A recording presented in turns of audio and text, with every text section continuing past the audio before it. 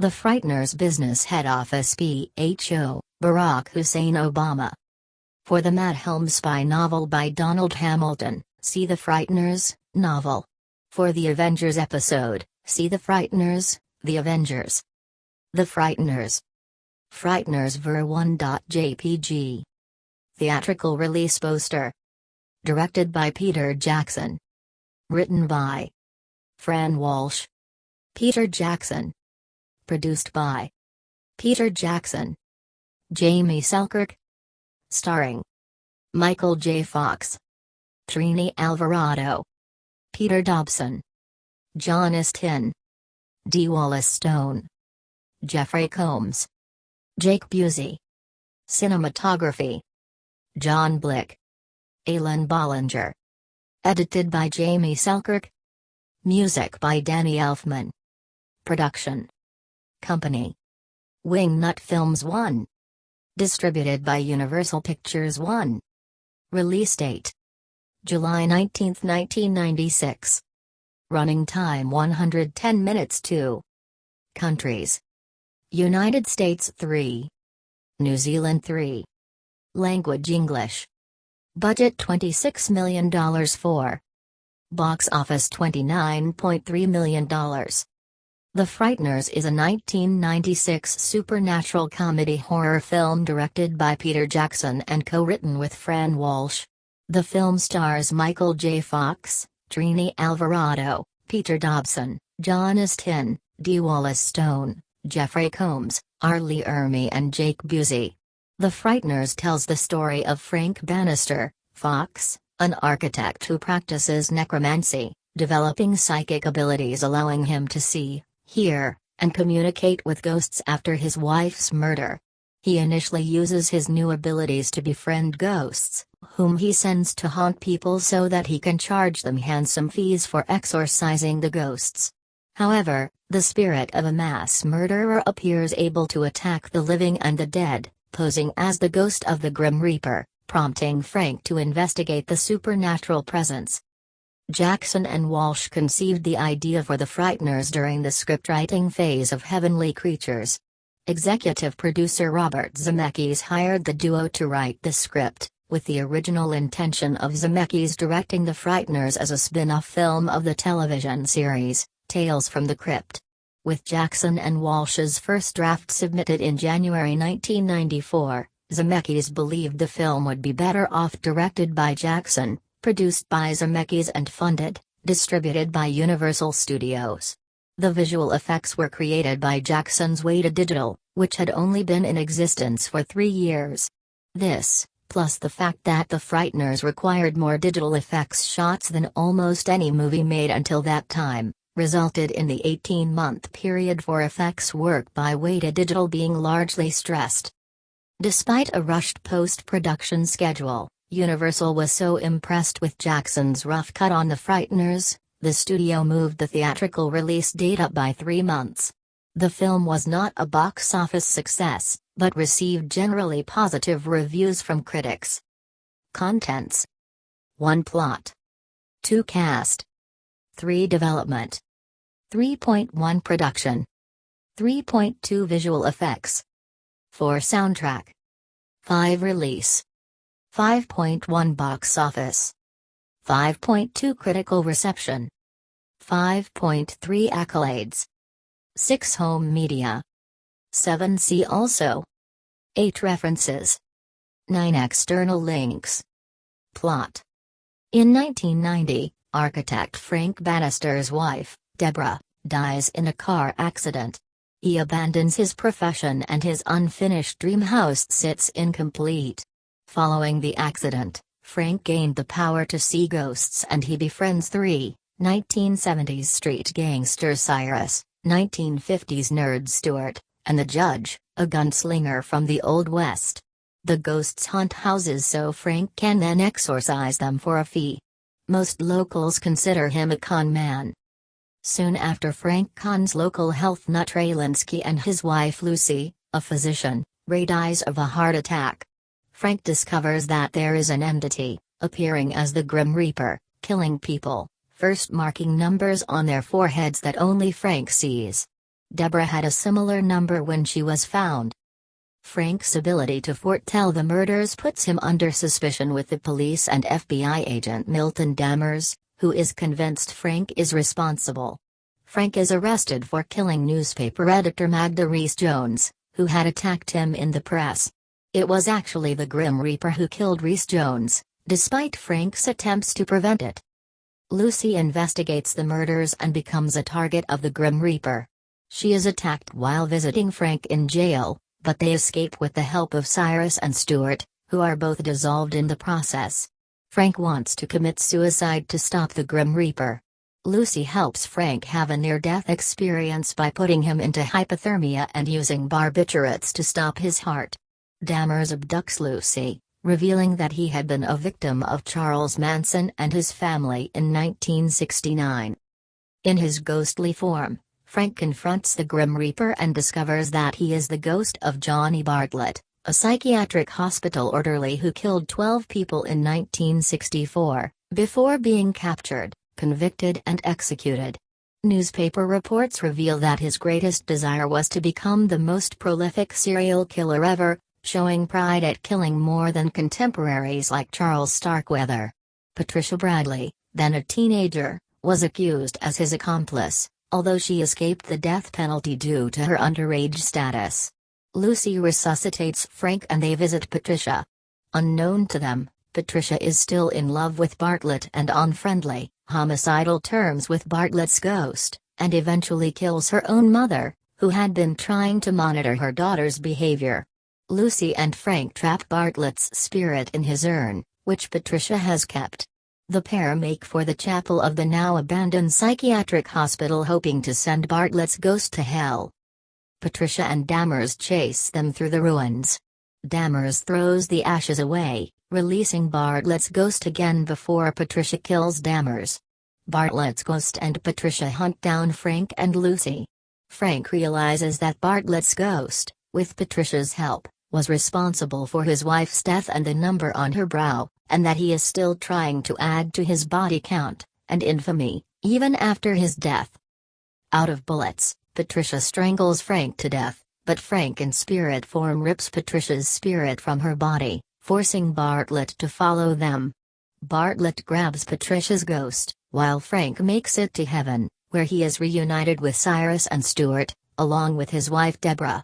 Bartlett and Patricia's spirits claim they will now go back to claim more lives, but the portal to heaven quickly changes to a demonic-looking appearance and they are both dragged to hell by a giant worm-like creature.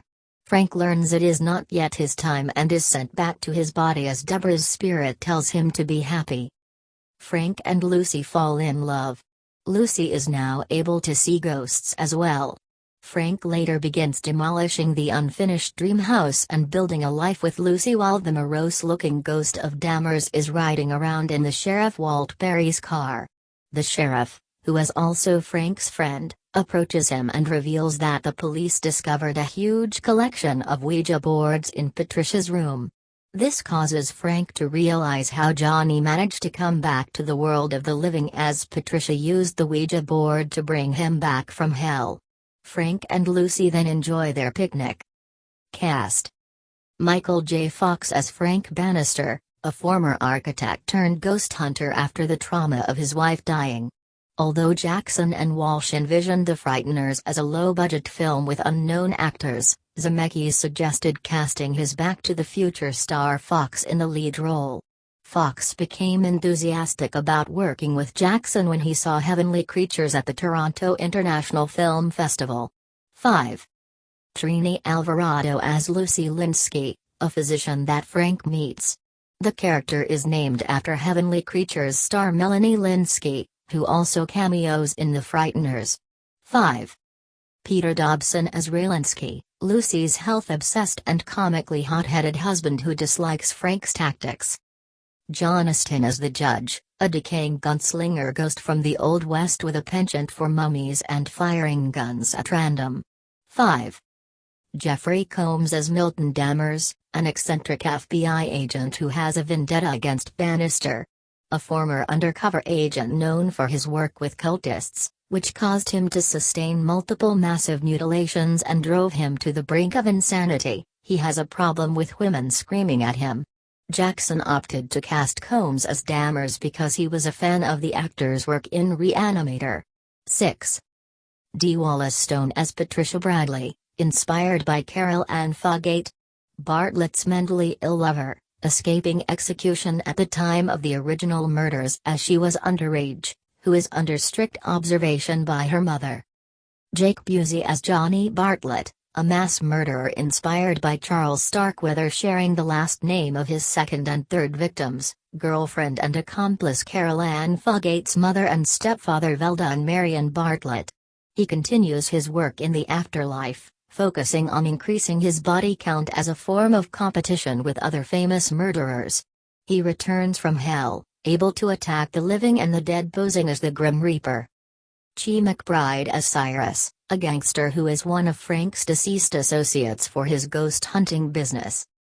Jim Fife as Stuart, a nerd who is one of Frank's deceased associates for his ghost hunting business. Troy Evans as Sheriff Perry, a local law enforcement officer and ally to Frank. Julia McCarthy as Old Lady Bradley, Patricia's mother and former director of the psychiatric hospital, who is constantly monitoring her daughter. Arlie Ermey as Hiles, the ghost of a master's sergeant. Ermey's performance in this film is heavily reminiscent of his performance as Gunnery Sergeant Hartman in the 1987 film Full Metal Jacket, sharing many mannerisms with the aforementioned character. 7. Elizabeth Hawthorne as Magda Rhys-Jones, the snooty British editor of the local newspaper who later dies by a car crash. In addition, Peter Jackson cameos as a man with piercings, his son Billy is a baby in a bouncer. Melanie Lynskey cameos as the deputy who is briefly seen standing next to Lucy Lynskey. Byron McGrairley plays victim number 38 and Angela Bloomfield plays Frank's deceased wife, Deborah. Development. Peter Jackson and co-writer Fran Walsh conceived the idea for The Frighteners in 1992, during the scriptwriting phase of Heavenly Creatures. 8. Together, they wrote a 3-page film treatment and sent it to their talent agent in Hollywood. Robert Zemeckis viewed their treatment with the intention of directing The Frighteners as a spin-off film of the television series, Tales from the Crypt, which he helped produce. 9-10, Zemeckis hired Jackson and Walsh to turn their treatment into a full-length screenplay in January 1993. 5. The husband and wife duo completed their first draft for The Frighteners in early January 1994. Zemeckis was so impressed with their script, he decided The Frighteners would work better directed by Jackson, executive produced by Zemeckis and funded, distributed by Universal Pictures. 10. Universal green-lighted the film to commence pre-production on a $26 million budget in April 1994. 8-11. The studio also granted Jackson and Zemeckis total artistic control and the right of final cut privilege. 9. Production. Jackson decided to film The Frighteners entirely in New Zealand. 12. Zemeckis and Universal agreed on the condition that Jackson made New Zealand look similar to the Midwestern United States. 6. Principal photography began on May 14, 1995. And lasted until November 16, which is one of the longest shooting schedules ever approved by Universal Pictures. 6 weeks into the shoot, cinematographer Alan Bollinger had a serious car accident. His replacement, John Blick, later alternated duties with Bollinger for much of the rest of the shoot. 13. Location shooting primarily included Wellington and 3 weeks spent in Littleton. Interior scenes were compiled at Camperdown Studios in Miramar. 6. Visual effects. Jackson's Weta Digital created the visual effects, which included computer-generated imagery, as well as scale models, which were necessary to make Littleton look American. 5. Prosthetic makeup and practical effects with help from Weta Workshop. Visual effects supervisor Richard Taylor explained that effects work on The Frighteners was complex due to Weta's inexperience with computer technology in the mid-1990s. Prior to this film, Weta worked largely with physical effects. With so many ghosts among its main cast, The Frighteners required more digital effects shots than almost any movie made up till that time. For a special effects company that had been in existence less than 3 years, the 18-month period for completing The Frighteners was largely stressful. 13. Some shots were handled by a small New Zealand company called Pixel Perfect, many of whose employees would eventually join Weta Digital. 5. Rick Baker was hired to design the prosthetic makeup for the judge, portrayed by John Astin. The detachable jawbone was later added digitally. However, Baker was not able to apply Astin's 5 hours of makeup due to his commitment on The Nutty Professor. 13. Makeup artist Brian Pinkes, Pirates of the Caribbean trilogy, Indiana Jones and the Kingdom of the Crystal Skull, fulfilled Baker's duties. 14. The extended shooting schedule owed much to the fact that scenes where ghosts and human characters interacted had to be filmed twice, once with human characters acting on set, and then with the ghost characters acting against a blue screen. The two elements would later be digitally composited into one shot with the use of split-screen photography. Such sequences required precise timing from the cast as they traded dialogue with characters who were merely blank air. 13. The hardest challenge for the digital animators at Weta was creating the Grim Reaper, which went through many transformations before finding physical form. 14. We set out with the intention of doing the Reaper as a rod puppet, maybe shooting it in a water tank, Jackson commented. We even thought of filming someone, dressed in costume, at different camera speeds. 13. Test footage was shot with puppets and a man in a Reaper suit, but in the end, it was decided that using computer animation would be the easiest task. Another entirely computerized character called the Gatekeeper, a winged cherub who helps guard the cemetery, was deleted from the final cut. 15. With digital effects work running behind schedule, Zemeckis convinced Wes Takahashi, an animation supervisor from visual effects company Industrial Light and Magic, to help work on The Frighteners. 15. The shots Zemeckis showed me were pretty remarkable, Takahashi reflected, but there were still about 400 shots to do, and everyone was kind of worried. 4. Takahashi was quickly drafted as a visual effects supervisor, and began looking at the schedule, trying to work out whether The Frighteners could be finished in time. There was no way we'd make the deadline. I figured out a concerted plan involving Jackson and Zemeckis to convince Universal it was worthy of asking for more money. 4. The executives at Universal proposed splitting some of the shots to visual effects companies in the United States, but Jackson, for whom the film was a chance to show New Zealand filmmaking could stand alongside Hollywood, convinced Universal otherwise. 4. Instead, The Frighteners received an accelerated release date, 4 months earlier than planned, and an additional $6 million in financing, with 15 digital animators and computer workstations. Some were borrowed from Universal and other effects companies in the U.S. 16. Soundtrack. The Frighteners. Soundtrack album by Danny Elfman. Released July 19, 1996. Genre film score. Length 41 hours 14 minutes. Label Universal Records. Danny Elfman chronology. Black Beauty. 1994, The Frighteners. 1996, Men in Black. 1997. The film score was written and composed by Danny Elfman. It was released in 1996 on cassette and compact disc by Universal Records. 17. The closing credits play a cover of Blue Oyster Cult's Don't Fear, the Reaper performed by New Zealand alternative rock band The Mutton Birds. 1819. The Mutton Birds version of the song had been previously released as a B-side to their single She's Been Talking released in 1996. 20. It plays Also Superstar, written by Bonnie Bramlett plus Leon Russell and performed by Sonic Youth. Critical reception was average. Jason Ankeny of Album Database AllMusic described the soundtrack as imaginative, giving it 3 stars out of 5. 17. This was a lower rating on the site than Elfman's other scores of the era, such as Mission Impossible, Mars Attacks, and Flubber.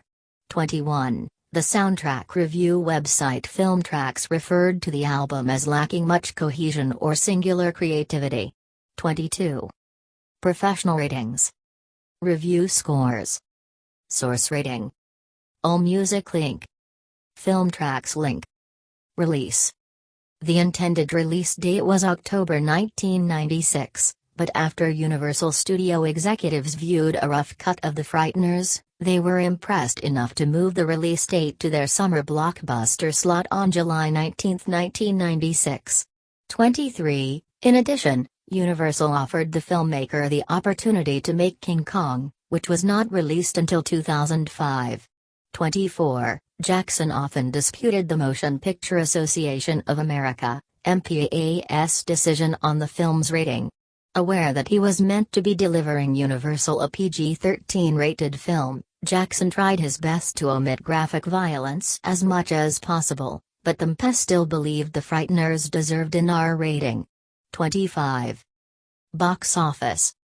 The Frighteners was released in the United States in 1,675 theaters, and opened at number 5, earning $5,565,495 during its opening weekend, averaging $3,335 per theater.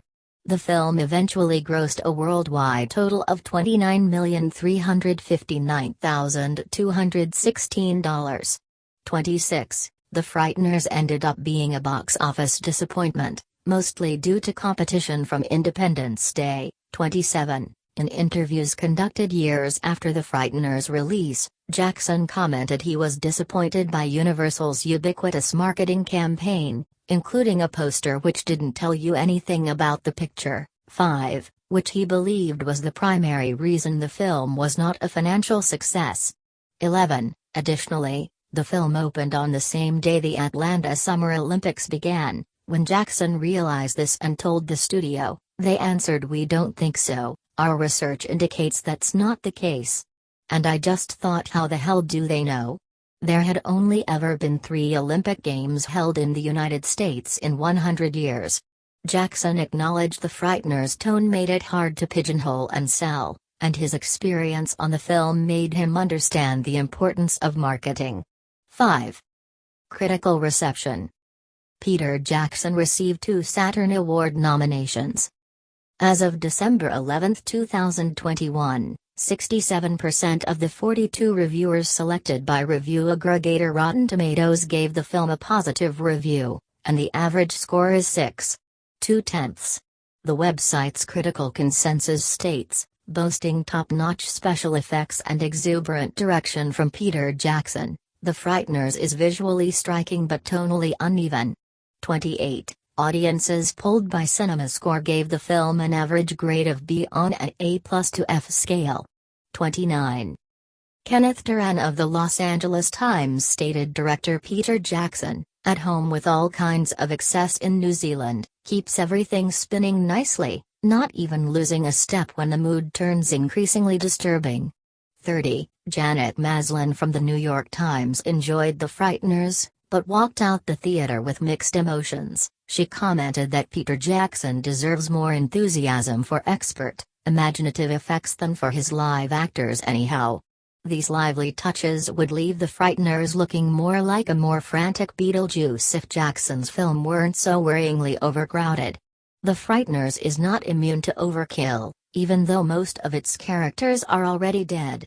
31. Jeff Weiss of the Deseret News praised the acting in the film, with the performances of Fox and Alvarado in particular, but said that there were also bits that pushed the taste barrier too far and which grind things to a screeching halt, and that if Jackson had used the restraint he showed in Heavenly Creatures, the movie could have been the best of its kind. 32. Critic Christopher Null praised the film, as he described it as a mixture between Ghostbusters and Twin Peaks. 33. Michael Drucker of IGN said that although the film would not make Jackson's top 5 of movies, it is a harmless and fun dark comedy that you'll enjoy casually watching from time to time. 34. The Frighteners received mixed reviews from critics from Jackson's native country, New Zealand. 25. Conversely, Todd McCarthy of Variety thought that the film should have remained an episode of Tales from the Crypt.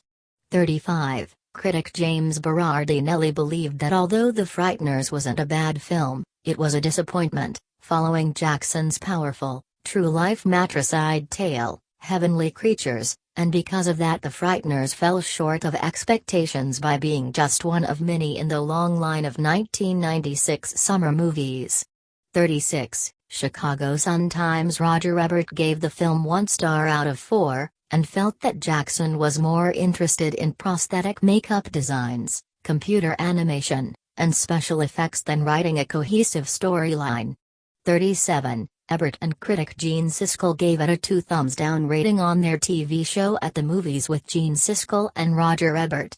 38. Chicago reader-critic Jonathan Rosenbaum described the film's special effects as ugly, aggressive and proliferating, saying that trying to keep interested in the special effects was like trying to remain interested in a loud mouth shouting in his ear. 39. Edward Guthman of the San Francisco Chronicle stated that instead of moving the horror genre in new directions, The Frighteners simply falls apart from its barrage of visual effects and the overmixed onslaught of Danny Elfman's music score.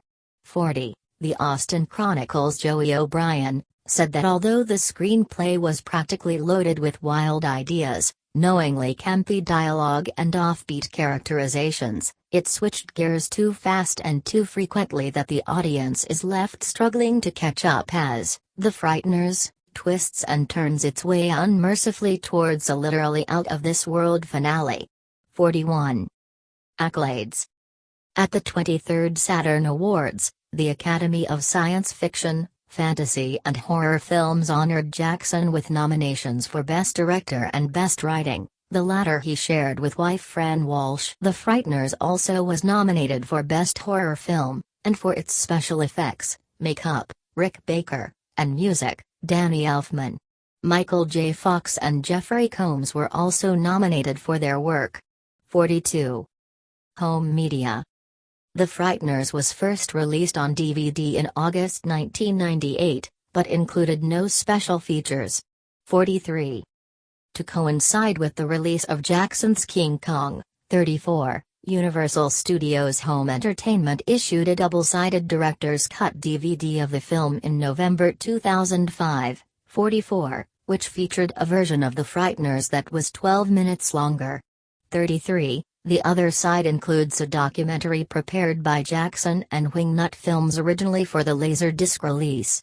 44. The theatrical and director's cut were also made available in HD DVD in 2007 and Blu-ray in 2011.